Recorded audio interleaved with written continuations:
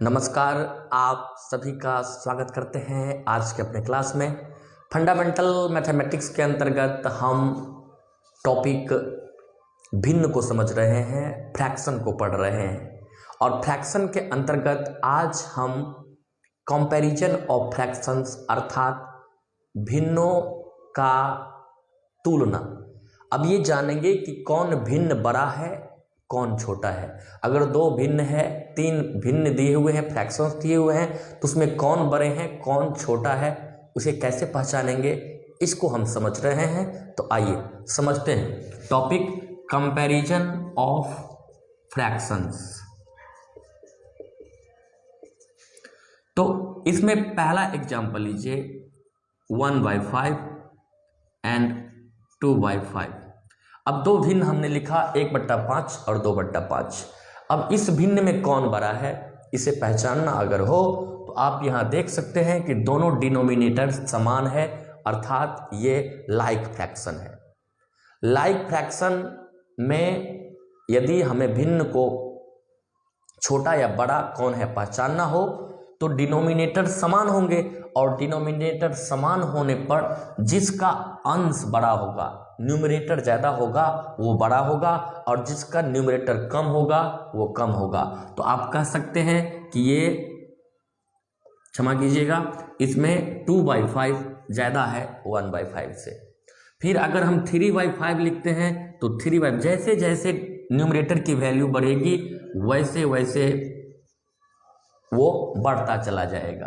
अर्थात अगर denominator same है तो जिसका न्यूमरेटर ज़्यादा होगा वह भिन्न बड़ा होगा, जिसका न्यूमरेटर कम होगा वह भिन्न छोटा होगा। आप समझ गए होंगे सेम न्यूमरेटर पर, अर्थात लाइक फ्रैक्शंस की स्थिति में। अब अनलाइक फ्रैक्शन लेते हैं 2/3 एंड एक लेते हैं 3/5।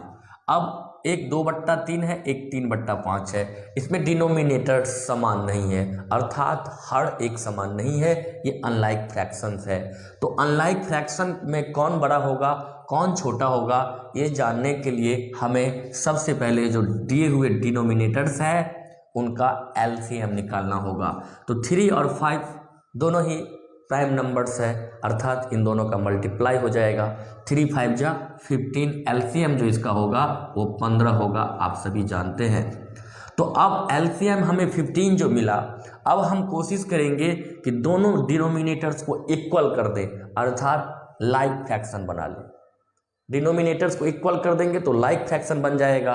तो 3 को 15 बनाने के लिए हमें 5 से मल्टीप्लाई करना होगा। तो हमने 5 से नीचे अगर मल्टीप्लाई किया तो भिन्न में कोई परिवर्तन ना हो, हमें ऊपर भी 5 से मल्टीप्लाई करना होगा। हमने नीचे किया 3 को 5 से मल्टीप्लाई, क्योंकि एलसीएम 15 आ रहा है, 15 बनाने के लिए 5 से मल्टीप्लाई किया, तो उसी संख्या से हम ऊपर भी मल्टीप्लाई कर देंगे। फिर आगे बढ़ेंगे 5 को 15 बनाने के लिए हमें 3 से मल्टीप्लाई करना होगा, भिन्न में कोई परिवर्तन ना हो, इसलिए हम ऊपर भी 3 से मल्टीप्लाई करेंगे।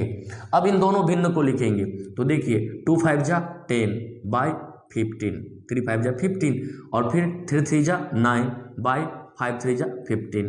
अब साथियों आप समझ गए होंगे। अब ये 10/15, 9/15, 10 रुपया 15 भाग में बटेगा, 9 रुपया 15 भाग में बटेगा, किसको ज़्यादा हिस्सा मिलेगा। मैंने बताया था अगर न्यूमरेटर की वैल्यू जहाँ ज़्यादा होगी वही बड़ा होगा, अर्थात ये बड़ा होगा। तो अगर अनलाइक फ्रैक्शन है तो सबसे पहले नीचे दिए हुए दोनों डिनोमिनेटर्स का एलसीएम निकालेंगे। एलसीएम जो संख्याएं आएगी उसको, दोनों डिनोमिनेटर्स को उस एलसीएम के बराबर करने के लिए हम किसी संख्या से मल्टीप्लाई करेंगे, और जिस संख्या से नीचे में मल्टीप्लाई करेंगे डिनोमिनेटर्स को मल्टीप्लाई करेंगे, उसी संख्या से न्यूमरेटर अर्थात अंश को मल्टीप्लाई करेंगे। दोनों के साथ यही प्रक्रिया करेंगे। अब दोनों का डिनोमिनेटर समान हो जाएगा, वो लाइक फ्रैक्शन बन जाएगा, और जब लाइक फ्रैक्शन बन जाएगा तो इजीली जिसका न्यूमरेटर ज़्यादा होगा वो बड़ा होगा, और जिसका न्यूमरेटर कम होगा, अंश कम होगा, वह छोटा होगा। आसानी से आप इसे समझ सकते हैं कौन बड़ा है कौन छोटा है।